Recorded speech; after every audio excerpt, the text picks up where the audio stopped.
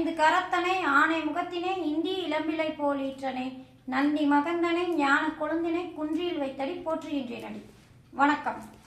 இன்றைய பதிவு பஞ்சமகா யோகங்கள்ல ஒன்றானது பத்திர யோகம் அமைப்பாகும். இந்த பத்திர யோக அமைப்பு புதன் தரக்கூடிய யோகமாகும். அதாவது லக்ன கேந்திரமான 1, 4, 7, 10 புதன் பகவான் ஆட்சியாகவோ உச்சமாகவோ இருந்தா இது பத்திர யோக அமைப்பாகும். சரிங்களா?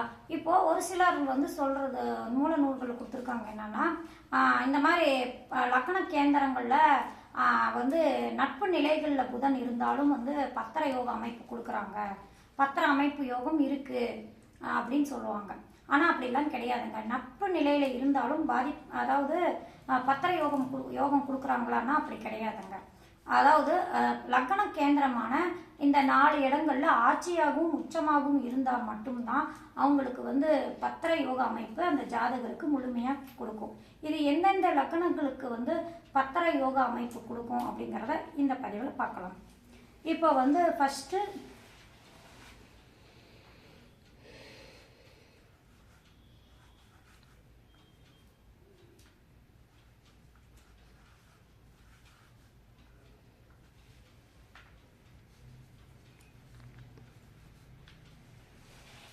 இங்க மிதனம் லக்னத்துக்கு லக்னாதிபதியும் அவரே ஆவறதால லக்னத்திலேயே அவர் திக்பலம் பெறுவார். லக்னத்திலேயே திக்பலம் பெற்று பத்திர யோக அமைப்புல ஆட்சி பெற்று இருக்க அமைப்புல நல்ல யோக பலன்களையே சிறப்பா அந்த ஜாதகருக்கு கொடுப்பார். சரிங்களா? அதே போல லக்னாதிபதியான இந்த 4ஆம் அதிபதியும் புதனே ஆவார். இங்க புதன் உச்சம் அடைவார். இந்த இடத்துல இருப்பதும் இந்த லக்னத்துக்கு நல்ல சிறப்பான யோக பலன்களே இந்த ஜாதகருக்கு கொடுப்பாரு. இதெல்லாம் முதல் தர யோகம் அப்படின்னு சொல்லுவாங்க இல்லைங்களா? அது மாதிரி இந்த புதன் தேசம் நடந்தாலே இந்த ஜாதகருக்கு நல்ல யோகமான பலன்களே இந்த ஜாதகருக்கு கொடுப்பாரு. சரிங்களா? அவங்க வயதுக்கு ஏற்ப யோகங்கள் கொடுப்பாரு.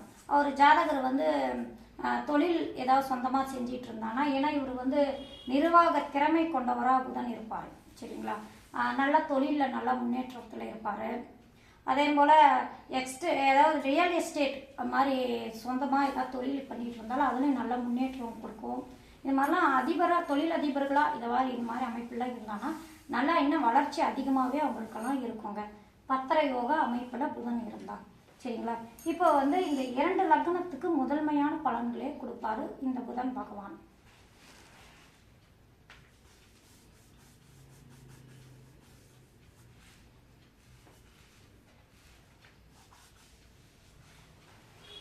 இப்போ அடுத்த 2 லக்னமானது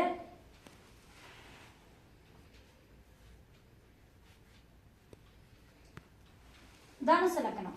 இந்த தனுசு லக்னத்துக்கு 7ஆம் அதிபதி புதன் ஆட்சி பெற்றும் 10ஆம் அதிபதி உச்சம் பெற்றும் இருப்பார். இது பத்திர யோக அமைப்புல வருங்க. இங்க ஒரு வித்தியாசம் என்னன்னா, இந்த லக்னத்துக்கு அவர் பாதகாதிபதியாகவும் வருவார். சரிங்களா? பாதகாதிபதி வலுத்து இருந்தா பிரச்சனை கொடுக்காதா, அது பத்திர யோக அமைப்பு பாதிக்கப்படாதா அப்படின்னா அப்படிலாம் கிடையாதுங்க. இந்த தனுசு லக்னத்துக்கு பொறுத்த வரைக்கும் புதன் பகவான் ஆட்சியாகவோ உச்சமாகவோ இருந்தாலும் அவர் அந்த யோகத்தை சிறப்பாகவே கொடுப்பாருங்க. வேற எந்த பாதிப்பும் கொடுக்க மாட்டார். ஏன்னா அவர் புதன் பகவான் அரை சுபர் அந்த நிலையில வருவார். புதன் யாரு கூட சேர்றாரோ அவர் தன்மை கொண்டவராகவும் மாறிடுவார். குரு பொறுத்த வரைக்கும் அந்த புதன் பகையா நினைச்சாலும் அந்த புதன் பொறுத்த வரைக்கும் குரு பகவானை தன்னுடைய நட்பு கிரகமாகவும் தான் நினைப்பார். அப்படிங்கிறதுனால புதன் பொறுத்த வரைக்கும் இந்த லக்னத்துக்கு திசை நடந்தா கண்டிப்பா அவருக்கு அந்த யோக பலன்களை முழுமையா கொடுப்பாரு. எந்த விதத்திலையும் பாதிப்பு கொடுக்க மாட்டாரு. சரிங்களா? மனைவி வழியில ஏதாவது லேசா பிரச்சனைகள் இருந்தாலும் அவங்களுக்கு மற்ற விஷயத்துல யோக பலன்கள் நல்லாவே இருக்குங்க. சரிங்களா? அடுத்த லக்னமானது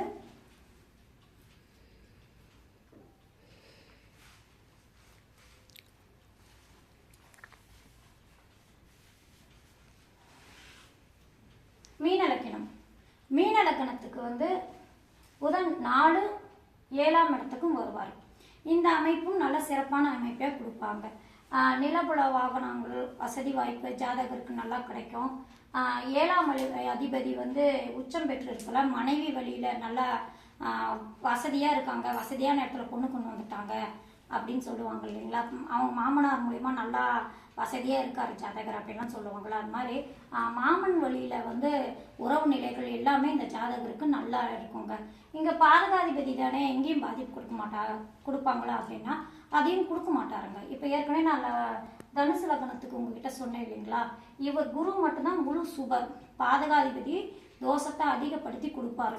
ஆனால் புதன் பகவான் பொறுத்த வரைக்கும் அரை சுபர் அரை பாவர் அப்படின்னு கணக்கில் வர்றதுனால அவ்வளோவா பாதிப்பு கொடுக்க மாட்டார். சரிங்களா. இந்த 4 லக்னங்களுக்கு மட்டும்தாங்க இந்த பத்திர யோக அமைப்பு கொடுக்குற அமைப்பு. சரிங்களா. மற்ற லக்னங்களுக்கு வந்து இந்த யோக அமைப்பு கிடையாது. சரிங்களா. இந்த 4 லக்னங்களுக்கு மூல லக்னமான உபய லக்னங்களுக்கு மட்டுமே இந்த பத்திர யோக அமைப்பு உண்டு. சரிங்களா. நல்ல இந்த திசை நடந்தாலே ஜாதகருக்கு வந்து நல்ல யோக பலன்கள் அவங்களுக்கு கிடைக்கும். சரிங்களா. நன்றி, வணக்கம்.